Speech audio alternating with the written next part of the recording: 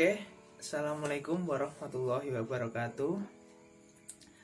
Perkenalkan, saya Anang Fahrudin dari Universitas Alma-Ata, dari Prodi PAI dan Fakultas Agama Islam dengan nomor NIM 191100495. Oke, di sini saya akan meresensi sebuah buku yang berjudul Islam A Short Story yang ditulis oleh Karen Armstrong dan diterbitkan oleh Modern Library atau perpustakaan modern di New York, Amerika Serikat pada tahun 2002. Jadi buku ini sangat lumayan tebal, tidak tebal banget tapi ya lumayan sih. Tebalnya sekitar kira-kira hampir 300 halaman. Saya akan mengambil satu bab yang cukup menarik bagi saya, mudah dipahami juga, dan tentu saja tidak membosankan. Satu bab ini bisa terdiri dari sekitar 30 halaman, tapi saya akan mengambil dari subbabnya. Ada subbabnya, kemudian saya sudah membacanya dan saya ringkas, kemudian saya tulis di sini di laptop ini, dan saya akan mencoba sedikit menjelaskan dari buku ini, dari bab ini, menjelaskan kepada semua penonton. Semoga bisa diterima. Oke, jadi subbab ini berjudul Umayyah and the Second of Fight, atau bisa dibilang Umayyah dan fitnah keduanya. Jadi sebenarnya itu perang saudara Islam yang kedua itu.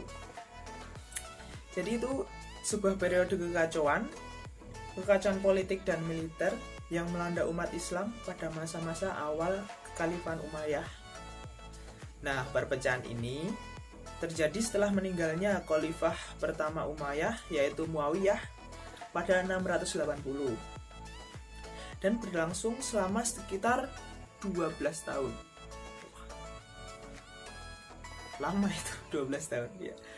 Nah, dalam perang ini dinasti Umayyah berhasil mengalahkan dua kelompok penantangnya, pendukung keluarga Ali yang awalnya dipimpin oleh Husain bin Ali dan dilanjutkan oleh Sulaiman bin Surad beserta Muhtar as-Sahifi di Irak, maupun kekhalifahan tandingan yang didirikan oleh Abdullah bin Az-Zubair di Mekah.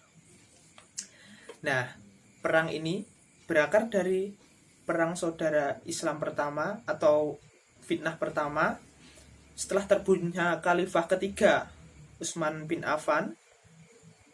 Umat Islam mengalami perang saudara untuk memperebutkan kepemimpinan, yang utamanya melibatkan Ali bin Abi Thalib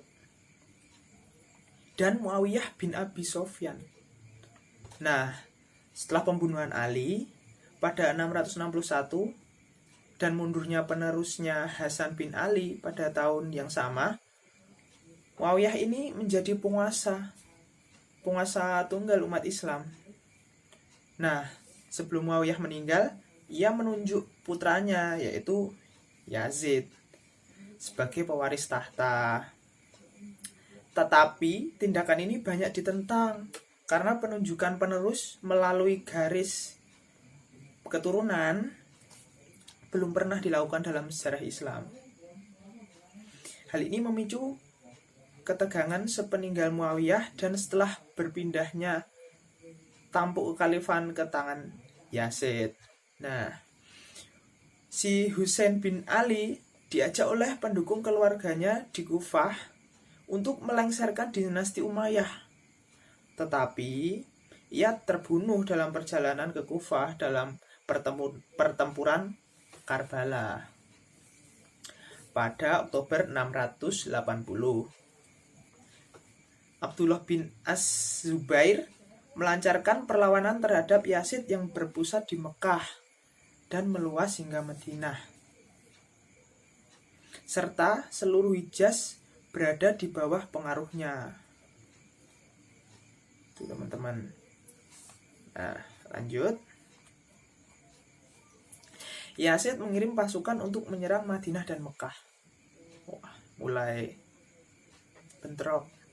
Tetapi ia meninggal pada November 683. Sepeninggal Yazid, seluruh kekhalifahan, tetapi kecuali Syam, melepaskan diri dari kekuasaan Umayyah dan hampir seluruhnya tunduk kepada Ibnu Az-Zubair. Di Irak, muncul pemberontakan pendukung keturunan Ali. Menyesali kematian Husain, sekitar 4.000 kurang lebih 4.000 warga Kufah yang dipimpin Sulaiman bin Surad berniat melawan Bani Umayyah. Mereka terbunuh dalam pertempuran Ain al-Wardah pada Januari 685. Mukhtar As-Sahifi mengambil alih Kufah pada Oktober dan pasukannya mengalahkan pasukan Umayyah dalam pertempuran Khazir pada Agustus 686. Nah, Mukhtar sendiri lalu menghadapi pendukung Ibnu Az-Zubair dalam serangkaian pertempuran dan terbunuh di Kufah pada April 687.